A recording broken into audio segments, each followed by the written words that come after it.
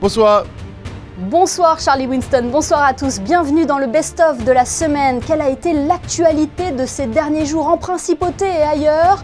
Nos différents invités ont témoigné sur notre antenne pour aborder les titres de l'information. On peut citer notamment la reconstruction de la cathédrale de Notre-Dame qui avait été ravagée par les flammes il y a 4 ans, ou ce temps fort diplomatique en Principauté où les ambassadeurs étaient réunis pour la conférence diplomatique à l'aube du 30e anniversaire de l'admission de Monaco à l'ONU. Sport, santé, philosophie, musique ont également été abordés dans nos différents JT. Sans plus attendre, voici le best-of de la semaine, il est monté par Sébastien Mésadry. C'est une réunion qui est toujours très importante pour nous puisque la caractéristique de notre département, c'est d'être composé la moitié d'agents à l'étranger et l'autre moitié au siège. Donc on est une petite communauté qui est toujours très contente de se réunir. On n'a pas souvent l'occasion de le faire, autour des festivités du 19 novembre, bien évidemment. Mais donc cette conférence diplomatique annuelle nous permet de nous retrouver et de pouvoir échanger et réfléchir sur les activités du département et de façon plus générale sur la Principauté et les priorités d'action de la Principauté dans l'année à venir. Et aujourd'hui, le chantier bat son plein, ce qui veut dire que nous avons d'une part des nettoyages et restaurations intérieures parce que les voûtes, une partie des voûtes s'étant effondrées, les décombres, les gravats, les poussières de l'incendie sont entrés dans la cathédrale, tout un travail de nettoyage et à cette occasion de restauration des intérieurs de la cathédrale. Et ça a conduit à ce que les fidèles et visiteurs qui entreront dans un peu plus de 18 mois, fin 2024, l'année prochaine donc, qui entreront dans la cathédrale, vont découvrir une cathédrale métamorphosée, transformée, avec un éclat, une splendeur qu'on lui a jamais connue. C'est quand même un ouvrage qui va monter à 100 mètres de hauteur. C'est un chef-d'œuvre de bois, d'assemblage de bois, qui fait 70 mètres de haut, qui est posé à 30 mètres au-dessus des voûtes. Et nous avons commencé. On est très heureux de voir ça. Et la flèche va s'élever dans le ciel de Paris tout au long de l'année 2023. Alors, on a une date qu'on vise avec le diocèse, nos amis du diocèse de Paris. C'est le 8 décembre parce que c'est une fête mariale, c'est l'Immaculée Conception. Donc, pour Notre-Dame de Paris, ça paraît vraiment s'imposer. On y avance. Alors on se bat jour après jour, c'est tendu, c'est un délai exigeant, mais on tient les étapes, on franchit les jalons les uns après les autres. Par exemple, cette flèche qui a commencé à s'assembler, ça s'est fait fin mars, c'était dans notre calendrier depuis longtemps, et on tient cette échéance.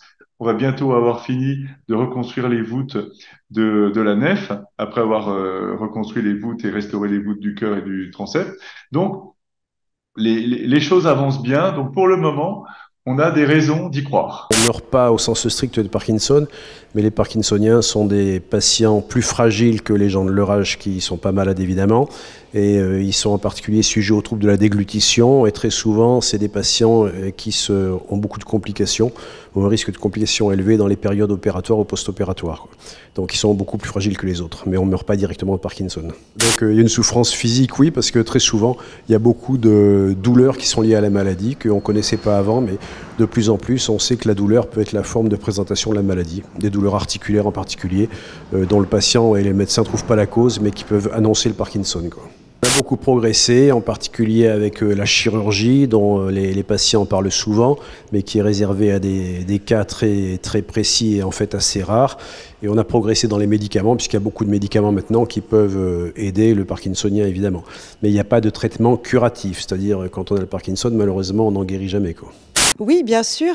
Alors l'année dernière, la cellule Emploi Jeunes a suivi plus d'une centaine de jeunes qui étaient à la recherche d'un emploi étudiant et à peu près 110 jeunes. Et 90 ont trouvé un emploi étudiant. Cette année, nous avons déjà une soixantaine de jeunes qui sont inscrits et une dizaine qui ont déjà trouvé pour cet été. Les jeunes qui sont à la recherche d'un job d'été sont suivis au sein du service de l'emploi par la cellule Emploi Jeunes qui accompagne les jeunes de 16 à 26 ans, les monégasques, les résidents, mais aussi ceux qui habitent les communes limitrophes, donc Cap-d'Aille, Beau-Soleil, Roquebrune et La Turbie, et qui font ou qui ont fait leurs études secondaires en Principauté. 3 secteurs qui recrutent et qui sont aussi prisés des jeunes. Nous avons la vente, que ce soit dans des boutiques, les musées ou même des glaciers. Nous avons tous les métiers liés aux services, les serveurs ou même sur les plages, dans les restaurants. Et enfin, tous les métiers liés à l'hôtellerie, réellement, avec les renforts pour les hôtels dans la saison, que ce soit dans le room service, les voituriers ou même, évidemment, plagistes.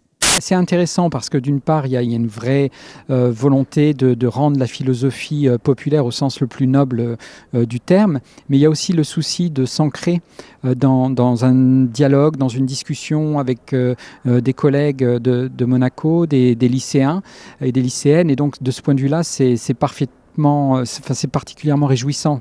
Je dirais qu'on a vraiment le sentiment qu'il y a une prise sociale autour de ces questions qui fait que la participation est toujours un plaisir. Les mangas, bien entendu, viennent d'Asie, que les comics viennent des États-Unis et que la bande dessinée, entre guillemets, viendrait d'Europe. Ça, c'est vraiment tarte à la crème. Parce que, en clair, vous parlez à des Américains d'Astérix, pour eux, c'est un comic book. C'est un nom, c'est un nom qui est beaucoup plus généralisé que ça, et j'ai toujours tendance à comparer ça avec... C'est comme si on disait que le festival de Cannes va y avoir un festival du cinéma qu'il ne faut pas confondre avec le festival des movies. D'accord. Donc il y a des différences qui sont liées à des formats, à des traditions un peu différentes, mais en vérité, c'est toujours des créateurs et des créatrices qui sont tout seuls devant leur planche et qui se demandent comment la remplir. Donc globalement, il y a quand même beaucoup de points communs. J'ai dit, certes, c'est un coup dur, hein, mais il ne faut pas oublier tout ce qu'on a fait. On a fait une très belle première partie de saison, avec des résultats excellents en Coupe de France. Je crois qu'on va descendre avec entre 45 et 47% de victoire. C'est du jamais vu, c'est un gros coup dur.